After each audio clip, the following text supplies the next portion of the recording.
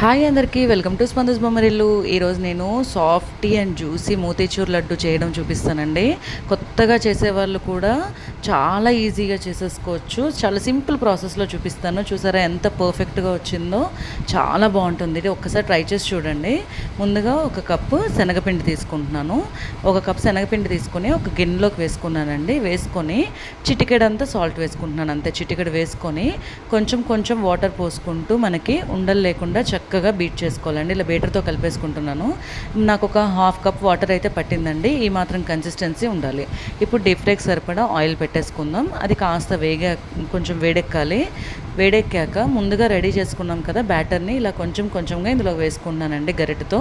ఇందులో షేపు అలాంటిది ఏమీ అవసరం లేదు, మనకి డీప్ ఫ్రై అయితే సరిపోతుంది. ఇలా వేసేసుకున్నాక ఒక సైడ్ మనకి బ్రౌన్ కలర్లోకి వచ్చేసింది, చక్కగా గోల్డెన్ కలర్లోకి. ఇప్పుడు ఇంకో సైడ్ టర్న్ చేసుకున్నా, బాగా వేగిపోయండి, తీసేస్తున్నాను. మిగిలినవన్నీ కూడా వేసుకొని రెడీ చేసుకున్నాక ఇప్పుడు ఇవి చల్లారాక ఇలాగా చుంచుకోవాలండి. కొంచెం కొంచెం ఇలా మొత్తం పీసెస్గా చేసేసుకుంటే చక్కగా మిక్సీలోకి వేసుకొని మనకి ఇలా పౌడర్ చేసుకోవాలండి. బాగా సాఫ్ట్ కాకుండా ఇలా కొంచెం బరకగా ఉండాలండి, ఈ మాత్రం ఉండాలి.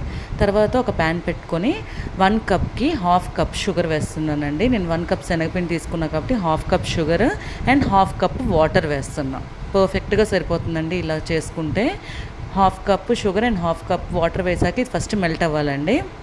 కొంచెం కరిగాక ఇలాచీలు ఒక 2 దంచుకొని వేసాను, మంచి ఫ్లేవర్ వస్తుంది. అలాగే ఫుడ్ కలర్ నేను ఆరెంజ్ రెడ్ కలర్ వేస్తున్నానండి. ఇది ఒకవేళ మీకు వద్దయితే స్కిప్ చేసేసేయండి.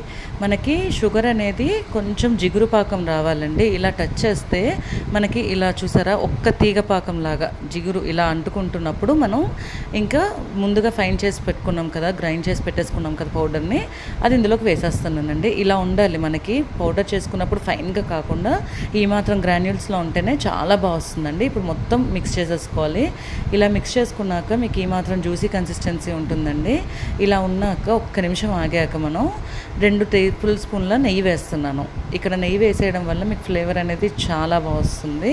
2 or 3 టేబుల్ స్పూన్స్ మీ ఇష్టం వేసేసుకోవచ్చు. వేసుకొని ఇంకొక 2 నిమిషాలు అలా సిమ్లో పెట్టుకొని ఉడకనివ్వాలండి. కొంచెం ఒక్క 2 నిమిషాలు ఆగాక చక్కగా స్టవ్ ఆఫ్ చేసేసుకొని కొంచెం గోరువెచ్చగా ఉన్నప్పుడే ఇలా లడ్డూలు చేసేసుకోవాలండి. బాగా చల్లారకూడదు.